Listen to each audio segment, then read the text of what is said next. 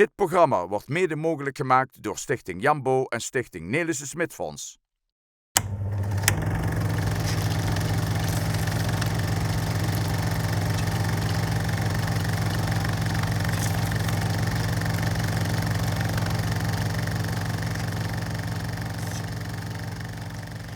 In het kader van de 80-jarige bevrijding van Overloon en Venray in oktober besteden we in Venray van Toen in de komende maanden aandacht aan een serie getuigenverhalen van burgers uit de regio. Zij vertellen over uiteenlopende oorlogsgebeurtenissen, vaak emotioneel, maar ieder op zijn of haar eigen manier. Helaas zijn deze burgers al overleden, maar hun getuigenissen zijn bewaard gebleven. Kijkt u mee naar een indrukwekkend verhaal.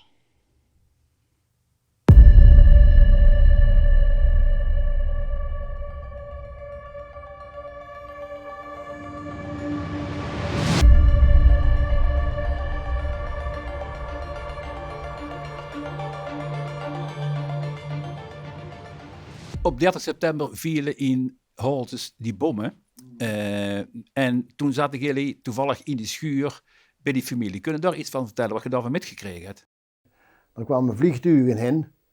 Hoeveel het er waren, dat weet ik ook niet. Maar in ieder geval, er gebeurde en er vielen bommen. En we zagen, er was zo'n stof en een rook tegen de, van ons locatie uitgezien, daar op de hei in Mezees, richting Holtes. Misschien naar afstand hemelsbreed, nauwelijks een kilometer.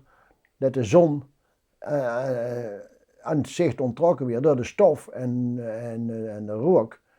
En ja, dat was ook maar een kwestie van een paar minuten en toen was het over. En dan gaan ze toch kijken, want de mensen gingen toch. En dan zien er van ons de mannelijke personen, mijn vader ook, die gingen naar Holtes. Ja, dan waren ze zo, zijn 10 minuten liep erheen. En ja, die brachten de tegen met dat er verschillende doden waren, nog lonzen. En er zijn ook zwaar gewonden, waar nog die personen zou kunnen aanwijzen wie dat waren. Toen zaten schrik er goed in. Hebben jullie toen in een nieuwe kelder gegraven? Ja, er werd er in die wijk al, zou ik zeggen, een schuilkelder bijgemaakt. Want ze voelden het toch niet zo veilig. En zeiden met bommen, ja, dat gaat wel harder. En die boerderij van Smits, dat was eigenlijk toen op dat moment nog niet nog een vrij jong boerderij. Die had al een betonnen dek, zou ik zeggen. Dus op de stal. Dus de zolder van de stal was al beton. Dus ze menen al dat ze breed veilig zaten. Maar ze hadden geen idee van hoe hard en hoe... Ze zaten eigenlijk nog zoiets van het front af. Dat ze zich nauwelijks konden voorstellen wat voor verwoesting er was. Maar bommen, ja, daar hadden ze in Holtes gezien. Ja, daar bad echt geen schuilkelder tegen. Want als die erop viel, dan was het kassa. Maar er werd wel een schuilkelder gemaakt. Het ergste was ook het granaatvuur. En daar kostte nog iets tegen. Als je nou plat ging en je ging met de grond in, dan... Maar niet iedereen ging in een schuilkelder. Er waren toch ook mensen die dan gewoon in de schuur bleven zitten? Dat was verschillend. Toen het later hectisch weer, want toen kwamen er ook nog, dat heb ik nog niet verteld, die wijk erop. Toen moest Mezees ook evacueren en die gingen hoofdzakelijk wel richting Geesteren en Wansum. Maar er zijn toen verschillende gezinnen ook onze kant uitgekomen. Waarom dat wij buiten school bleven als bij de evacuatiebevel, dat is nog een rotsel is dat gewoon. Maar bij Smits, en toen kwamen er bij Reinder steeds meer en daar werden 3, 4 schuilkelders bijgemaakt. En er zaten in zijn totaal misschien bij die twee boerderijen misschien wel 200 mensen. Ik noem maar een rauw getal, maar het kunnen er 180 of 220 zijn, dat weet ik niet. Hoe kwam het daar terecht? En hoe hebben we daar in eerste instantie geholpen? Nou, het was in de vroege voormiddag, denk ik. Toen we zien 's morgens bij Smits, want toen zal wel Luan wat bevrijd zijn geweest toen bij Smits weggingen. En toen waren die Duitsers, het was niet al nacht artillerievuur geweest. We hebben nog in de Nerpenkelder gezeten en de rest allemaal in die schuilkelders. En toen zien die bij Reinders die zaten een beetje terug. Die zien toen blijven zitten, maar die bij Smits zijn er verschillende weggegaan. En dan met wat ik net al verteld heb richting Villingsberg. En dat splitste zich af en die bleven er zitten. En bij vlucht er weer zo'n huis in, zou ik zeggen, een boerenhuis was dat nog. Er stond nog een melkkoker. En die zei, mijn moeder kan ik goed gebruiken voor die koe, want die kost slecht in de pet melken. Dus die nam daar die melkkoker met en een bus. Dat was toen, zou ik zeggen, gedruurde appeltjes. Die hebben we ook nog meegenomen. Die stond er nog gewoon op een aanrecht bij die mensen die misschien al 14 dagen, 3 weken uit het huis waren. En dat hebben we gewoon meegenomen. En toen zien we daar via zijn werkje, daar zaten toen al mensen ook in de schuilkelder. Maar toen zijn die hebben beschikbaar gezet. Loopt hier maar achter die struiken, daar zitten er al meer. En toen zaten er al, die daar al gebivakkeerd hadden in de grond. Maar die zaten aan de leerkant van de Maas. En dat begon zo nat te worden. En wij die er toen bij kwamen, die zaten gelijk aan, dat was eigenlijk zo'n beetje een hoger gedeelte. En daar begon ze ons in te graven. En we zaten even de weg op, even de landweg op. Daar weer zo'n beetje zo'n droge sloot, weer wat vierkantig uitgediept. Ik denk dat mijn vader er haast niet in kan richting hebben gelegen, zo breed was het denk ik niet. Maar dan zou je wel gezeten hebben, dan weer wat strooien of een korenmiet. Want ik meen dat ze bij ons al een havermiet, dus ongedorste haver gehad hebben. Verstrooid dat ze er een beetje in kosten liggen. Dan gingen die dijkers dan op, ja, al of niet vuil of nat. Ja, het was eigenlijk een onderkomen van niks, want het was zo miserabel. Kunnen we zeggen dat jullie daar als mollen in de grond woonden? Ja, beter niet. Want het licht was er sowieso al geen overdag. Het was niet 's nachts, was het helemaal zakkenduister. Het enige voordeel dat we nog mee van zo'n vaccinelichtje gaan. Je zat als een rekening die er het eerst in zat en die moest sanitaire behoeften, die moest eruit. Die moest over 9 alen heen klemmen. En ik weet, Helm die zat vuur aan voor het gat, die moest er 2 busstrooien in het gat trekken, dat die dan in ieder geval een beetje binnen zat. Maar we zaten met 10 man aan een reetje, dus zeg maar een gat van 5 meter, ieder een half meter had je hem te liggen. Dan zaten we in de grond, veel meer was het niet. Als ik u goed versta, dan zaten er dus al mensen in de grond gegraven. Die hebben er al 1-2 dagen gezeten. En er waren die aan de weert uit die boerderij gemotten hebben. En er zaten die, zou ik maar zeggen, gezinnen, ja, ik denk 2, misschien 4 gezinnen die evacuees, die gezinnen die daar woonden. Er waren 2 of 3 boerderijen. Plus die evacuees die erbij zaten, er waren nog een lunchgezin bij. Die zaten er al, maar die zaten aan de leerkant. En toen ze daar kwamen, misschien dat het veiligst was. Hoe legger de weg in kon schaven, hoe beter natuurlijk. Maar toen wij kwamen, toen zagen we al gebeuren dat dat niet ging. Want toen kwam het water al, zal ik maar zeggen, de Maas ging uit en die stond al halfweg. Stond het water in de wei, dus ze moesten hoger op. Want anders liep het water in de onderkom. Ja, dat was helemaal erg. Hoeveel mensen denken dat er ongeveer zaten in de grond? Ja, er werd ook een getal genoemd van de 104 tot 200. In zijn totaliteit. Ook mensen met heel kleine kinderen. Want ik weet nog, daar hebben ze nog niet zo lang geleden een verhaal verteld. Ja, ze hebben toch wel met ons goed opgevoed. Want er waren kinderen bij van een paar maanden. En die kregen melk rechtstreeks uit de koe. Net zo warm als ze uit de koe kwam, werd ze ook aan de kind gegeven. Dus die hoeven niet op te warmen, wat ook niet mogelijk was. Want en koude melk was ook niet goed. Dus zo hebben ze die persoon die staat er nog ieder jaar bij die herdenking. Ja, ik heb het er goed van gedaan, zei. Hoe werd de rest van het eten gemaakt als je daar in het niemandsland zit? Want er is toch niks? Brood. Dat kwam van een bakker uit Uien. Dat werd met een roeiboot over de Maas geroeid. En ook die gezinnen die er nou, zelfs heb later gehoord, die nog zien blijven zitten bij Reinders, die kregen er zelfs nog brood van. Maar hoe dat verder betaald of iets, of dat die mensen dat allemaal, of dat die zoveel verhoord hadden van koren. Het was in ieder geval een bakker in de Uien die brood bakte. En dan hadden ze er hoening. Ja, en schenk, zou ik zeggen, die kosten bewaren toen. Dat was gewoon een droog schenk. En ja, vlees, dat slacht ze maar wel een keer een koe. Dus wat, of een beest of een werken of net. Zou ik zeggen, er liep nog rij zat. En er verongelukte er met granaten. Dus het eten was natuurlijk, ja, het was natuurlijk nog van aan. Maar ik denk Of we misschien weer als grote kinderen misschien vuur opgestoken hebben, dat weet ik niet. Maar vrouwen en kinderen eerst, misschien dat het toch ook al geholpen heeft. Wie er ook veel gebed in die gaten? Ja, als het spannend werd, dan weer een gebed. Want ik weet, die vrouw bij ons had, die had nog als mij, dat ze tegen die jongen aan het voeteren waren. En als er een granaatbeurs te vliegen, was die deurs bij de rozenkant. En als de rook opgetrokken was, dan was het ook weer deurs te horen natuurlijk. Maar ja, er weer gebed. Dus zou ik zeggen, aan de bidden kan ik iets aan vaasknuppen. Er is op een gegeven moment van een boer, die zat er ook. En die had geen kinderen bij zich, dat is wel een verhaal apart, met zijn vrouw. En die was zo'n beetje, ja, die met anderen voerde niet toch een beetje het beleid. En toen is er een keer een kaplaan in Bergen, want er zat nog alles zo'n beetje, over de Maas was nog alles intact. En een kaplaan in Bergen is er over de Maas geroeid. En die heeft er ons de absolutie gegeven en misschien een geestelijk ondersteunend prutje gegeven. Maar ja, dat zie ik wel maar kwijt. Maar ik weet wel dat we de communie kregen en dat we allemaal op een rijtje mogen gaan zitten. En dat we de communie kregen. En dat kapelletje dat er later naar de hand gebouwd is, uw dankbaarheid dat ze daar staat in tekst in. En hier sterkte God in bange nood, zijn dankbaar volk met hemelsbrood. En dat bevestigt het feit van die kaplaan, dat hij met die communie over de Maas is geroeid en allemaal door de communie kregen. Ja, en of dat het ook werk gesterkt heeft, ik denk het wel, want we zijn er overgebleven. En waarom kreeg je de absolutie?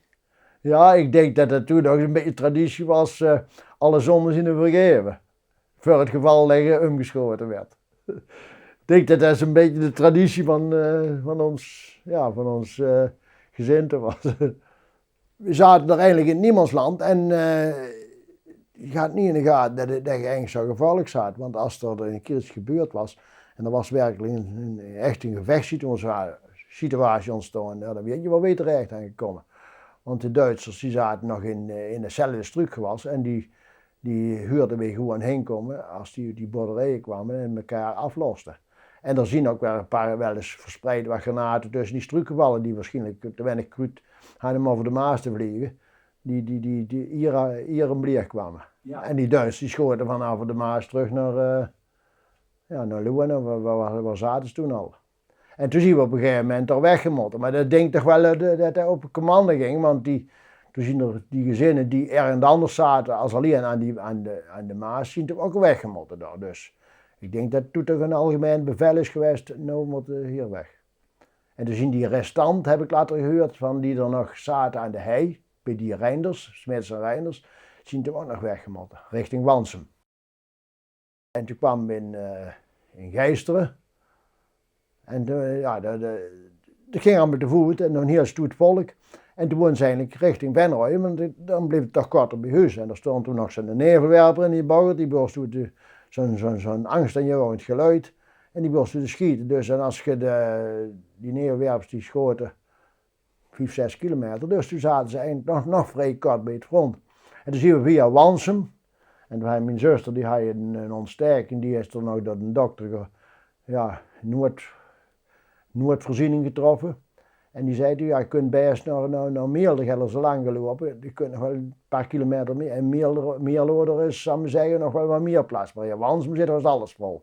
En toen zien we in Meerder terechtgekomen. En hoe was de situatie in Meerder toen je er aankwam? Nou, dat was toen op dat moment nog heel rustig. Dan lag je misschien maar toch een kilometer of 10 vanaf de frontlijn. En daar kwamen we van de hel in de hemel eigenlijk, want we hadden eigenlijk in die schuilkelder gezeten, of in de kelder, dat was wel heel hoog gewaardeerd, maar in die ondergronds hol aan de Maas hebben we denk ik 14 dagen, 12 tot 14 dagen gebivakkeerd. Ja, dat was de elend wel qua woonsituatie onvoorstelbaar. En toen kwamen we van letterlijk en figuurlijk weer onder de pannen, want we kregen daarbij, er was een kleermaker, die had een oud huis met zo'n soort bakhuis erbij, en nog 2 lokalen. Het bakhuis was in twee vertrekken onderverdeeld, dus we konden achter Menneke en Menneke konden met 10 man slapen.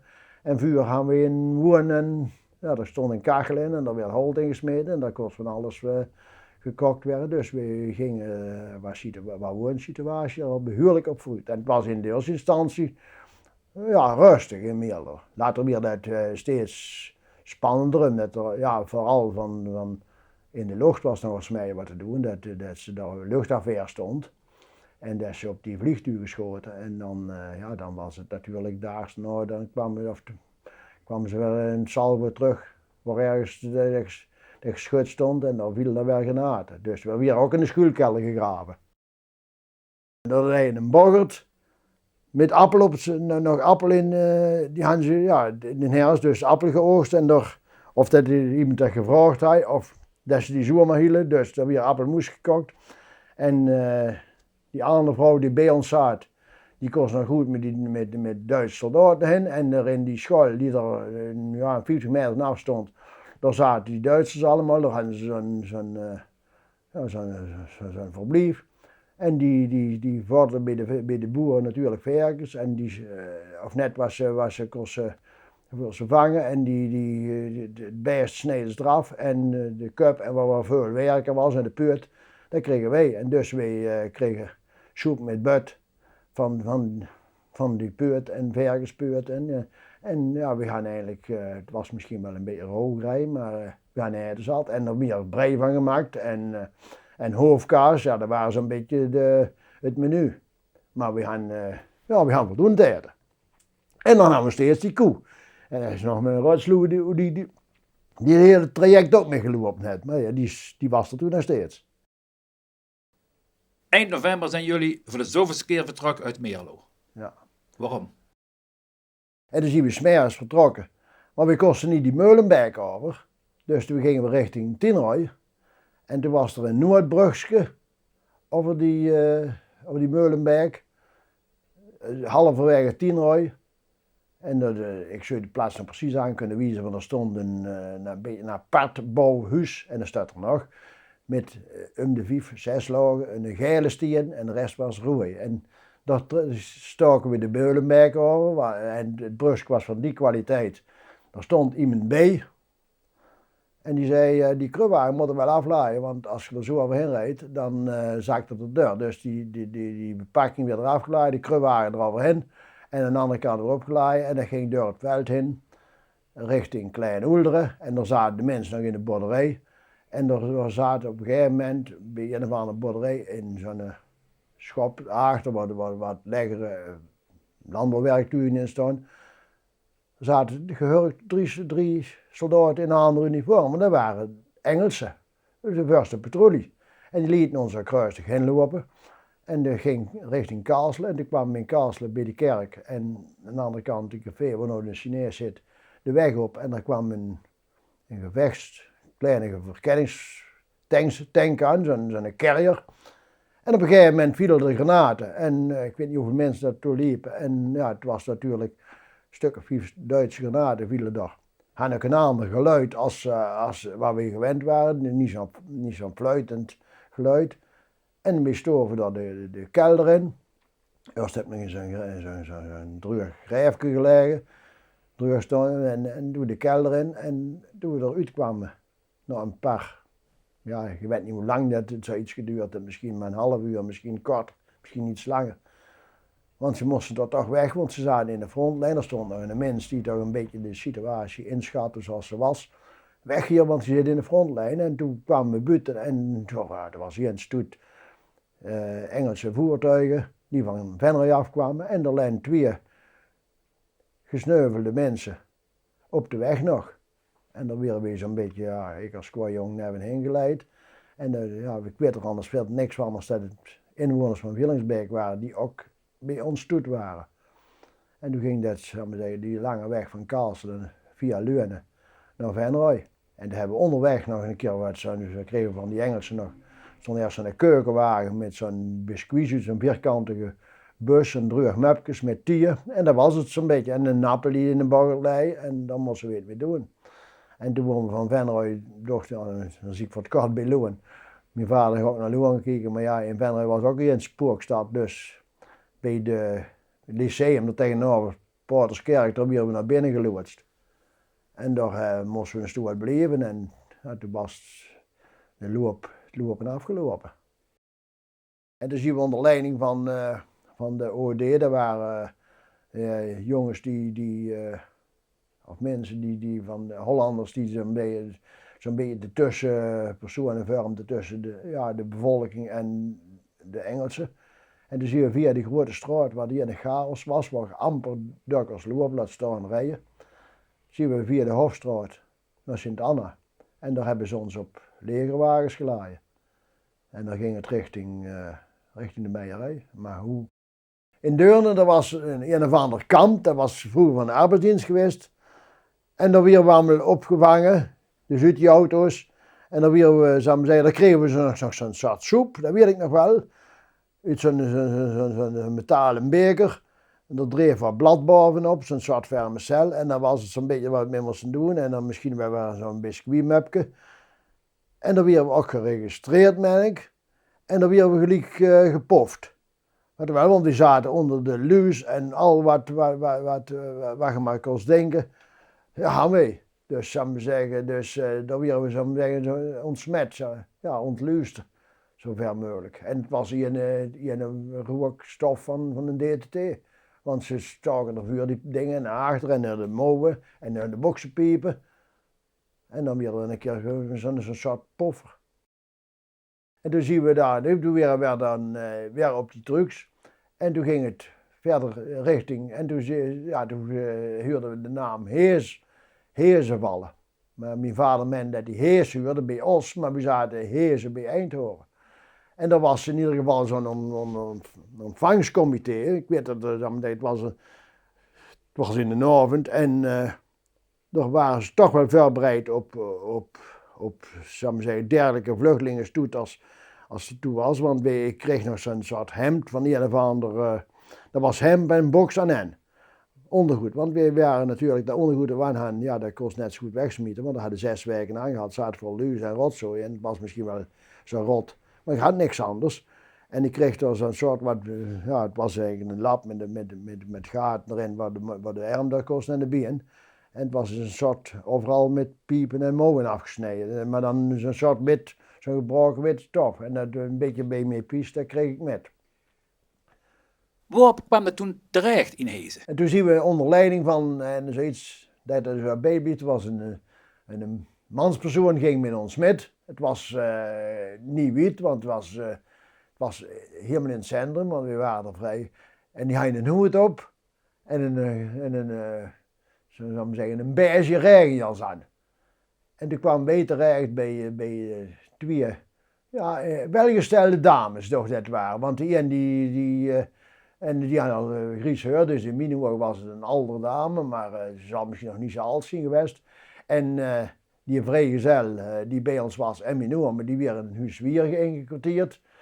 En ja, die zagen die schooiers bij ons staan. En we hadden zelf niet het besef hoe smerig en voelen we zijn geweest. Maar als je ziet wat wij die een dag meegemaakt hebben en onder welke omstandigheden, dan moeten wij er geweldig smerig uitgezien hebben. Dat kan niet anders. En toen zijn we daar binnen gegaan en later zien we daar zo'n 14 dagen geweest. En dan later zien we daar een oom van mij, of een neef van mij, die had een vrachtwagen, die heeft ons daar wel eens opgehaald. En toen zijn we naar de Rips gegaan. Wanneer brook het tijdstip aan dat jullie in principe eigenlijk terugkost? Nou, eigenlijk in principe gauwwertig. Want toen wij, zou ik zeggen, en ik geloof van de Rips er ook al waren geweest, die hadden gekeken of wat er nog over was bij ons. Toen wij nog aan het zwerven waren, daar tussen Meelderen en Mansum en Kaassen en die oom van waar we later terecht kwamen, dat was een broer van mijn moeder in Riekevoort. Die was ook al hier geweest. En de boerderij was, en het woonhuis en alles, dat was gelijk uitgebrand, totaal uitgebrand. Maar er stonden nog 3 kiepenhokken. En er werd er een bewoonbaar van gemaakt. En die andere, daar kwam een koe in staan. En net waar we door hadden, we kregen later een paard, zou ik zeggen, weer zo'n soort stal gebruikt. Jullie had niks meer toen je terugkwam. Alles was kapot. Je had geen spullen meer. Kun je misschien iets vertellen van, er waren toen al hulporganisaties. Hebben jullie daar ook hulp van gehad? Ja. Dat was, zou ik zeggen, Ja, er was ook bruikbagerij bij, ook een hoop rommel. Ja, de mensen kunnen ze niet kwalijk nemen, maar die wachtgegevens zijn ook wel liever gehad hebben, denk ik. Dat was, ja, we hebben eigenlijk, ik denk dat wie het kast bij het vuur zit, ik denk dat dat ook een beetje een rol gespeeld heeft. Ik weet niet, dus die hulp die we ervan gehad is toch niet zo geweldig geweest. Of dat alleen aan het aanbod, of dat misschien afgeruimd was wat bij ons was, dat weet ik niet, maar het was super spul. Kun je iets vertellen hoe vader en moeder eigenlijk reageerden toen jullie weer allemaal, ja, als het ware levendig en gezond terug werd? Ik denk dat ze in eerste instantie verheugd waren dat we allemaal eigenlijk nog bij elkaar waren. Ik denk dat het materiële in de eerste geen rol gespeeld heeft. En toen later de elend, zou ik zeggen, toen we weer, ja, je had niks meer. Je moest van niks iets zien te maken. Kijk, ik zou maar zeggen, ik weet dat we hier naar puin gingen zoeken. Ons boerderij was totaal afgebrand. En mijn vader zei, die negen moeten wel oprapen, want die moet ik hem timmeren. Maar hij had geen andere speakers. Het waren gewoon die roestige, die mooie papier nog ergens in een holkers houden. En zou zeggen, de koffiemeulen, dat metalen gedeelte, dat kan ik me goed herinneren, dat vonden we terug. En hij frotte er een of ander kiesje aan en hij werd de koffiemeulen. Zo erg moeilijk was de pomp, die weer op de buis teruggezet was, afgeschoten was, want die stond net waar een granaat ingeslagen was, nog in de ruïne. En die hebben ze er wel neergezet. En dat was het water ervan. En die kelder, die huiskelder zaten, die werd een beetje opgeknapt en een dek erop. En het keldergat dichtgelet. En die gebruikte we als opslag. Want ja, in Henneke, het was net zo heet als koud als buiten. Dus als in de zomer daar 30 graden was, stond de boter als olie in de kaas natuurlijk. Wat is er het meeste bijgebleven van die periode, van het moment dat je moest vertrekken en dat je weer terug werd? Dat weer veel gebed. Ik denk dat toch nooit leert bidden, dat voor ons toch dat spreekwoord toch een aparte inhoud heeft. Ik geloof dat als je in Noord zit en dat de mensen geen uitzicht meer hebben op beter, dat ze toch de toevlucht nemen naar iets waar ze zeggen, ja, wat verdamme, laten we dat maar doen, of dat je het automatisch doet. En de mensen elkaar hielpen, zou ik zeggen. Dat weer niet, ik vraag me eigen af, dan komt een deel van die mensen aan, en als wij waren vluchtelingen, dat je er maar allemaal binnen mocht. Ik stel vandaag maar eens voor, dan komen er hier, staan er 4 op straat, ja, die gaan bij jou, die willen niet overnachten. Ja, en die in en na, ja, je wordt met hoe lang. En dat ging allemaal.